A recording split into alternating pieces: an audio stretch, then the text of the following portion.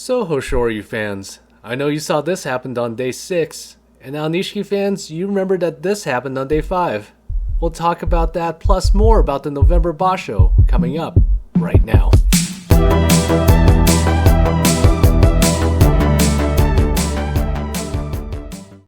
Let's start with a look at the leaderboard.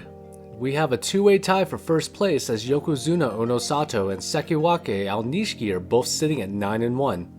After a 9-0 start, Onosato lost to Yoshinofuji on day 10 in a major upset. After the tachi-ai, Yoshinofuji simply revved up his relentless motor and overpowered the yokozuna to win by oshidashi.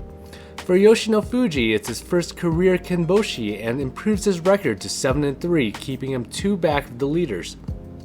Aonishiki moved into a tie for first place after beating 41-year-old Tamawashi by Yorikiri on day 10. The 21-year-old Ukrainian is one Wakatakakage henka away from being the sole leader right now. His path to win his first career yusho only gets harder from here.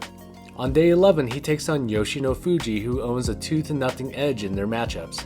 Plus, he hasn't faced ozeki Kotozakura or either yokozuna yet, so good luck, kid, you're gonna need it. Speaking of Hoshoryu, he improved to 8-2 after 4 consecutive wins to keep him in the yusho hunt. He lost day 1 to Kinboshi King Hakuoho, who has beaten a yokozuna in 3 straight tournaments. And then he lost a disappointing match on day 6 to Wakamotoharu, who henkaed him for the cheap and easy win. He has some work to do to get to first place. Aonishiki's given him trouble in the past, capturing wins in their first 2 meetings, but he has a 7-2 edge on Onosato, including 4 straight wins prior to his playoff loss in September. Yoshinofuji, Toki Hayate, and Nishiki Fuji are 2 back at 7 wins. Yoshinofuji is probably the only one with a legit shot at making up ground to make it interesting in the last 5 days. The other 2 are chasing 10 wins, and that's better than expected for both. Behind them is a 10-way tie at 6-4, but none of them will catch up to the leaders. Now let's take a look at how the banzuke is shaking out. Takanosho looks like he's going to be dropping out of the Sanyaku after getting his 8th loss of the tournament. Meanwhile, Kotozakura needs to go 3-2 in his final stretch if he wants to avoid a losing record and going Kadoban. That would put his back to the wall in January, where he could face a demotion if he gets a second losing record. At the top of the Magashira, Kirishima has been going strong lately, winning 5 of his last 6 to get to a 6-4 record. Hakuoho, on the other hand, is on a major slump after beating Hoshoryu on day 1. He's gone just 2-7 since then.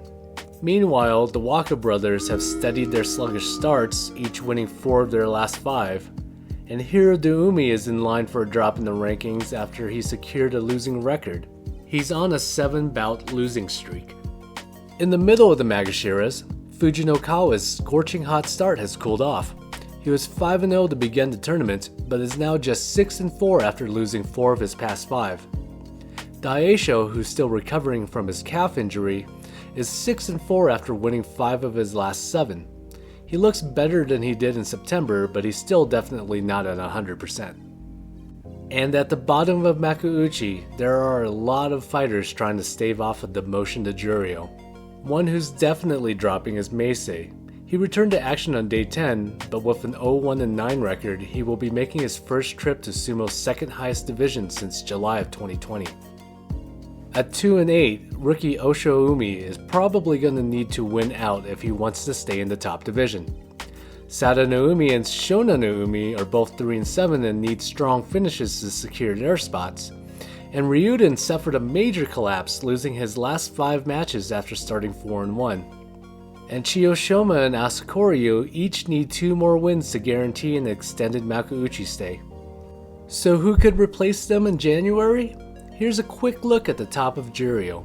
Daiseisan is in a good position to make his Makuuchi debut.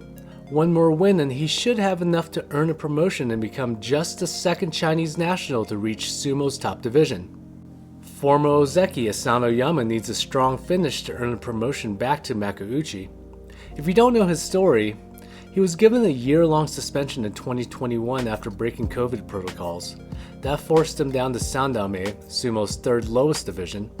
He climbed his way back up to the Sanyaku, but then knee injuries forced him to miss several tournaments, and he fell all the way back down to Sandame again.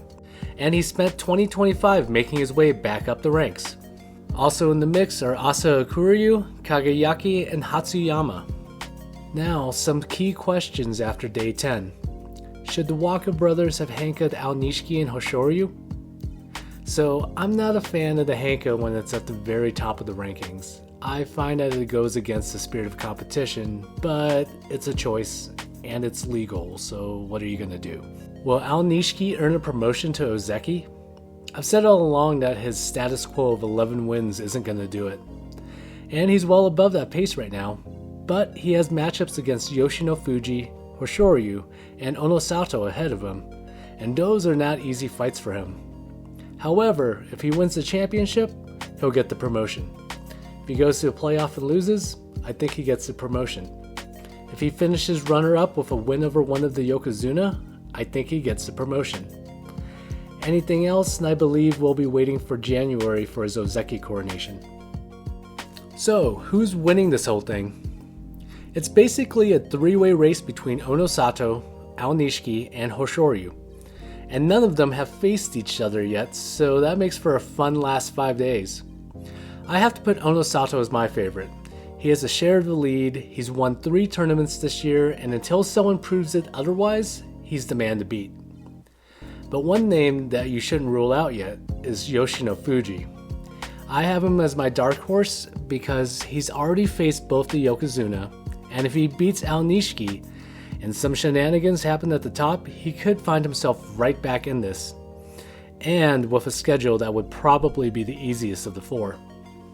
And that was my recap after day 10. Tell me who you think is going to capture the championship in the comments.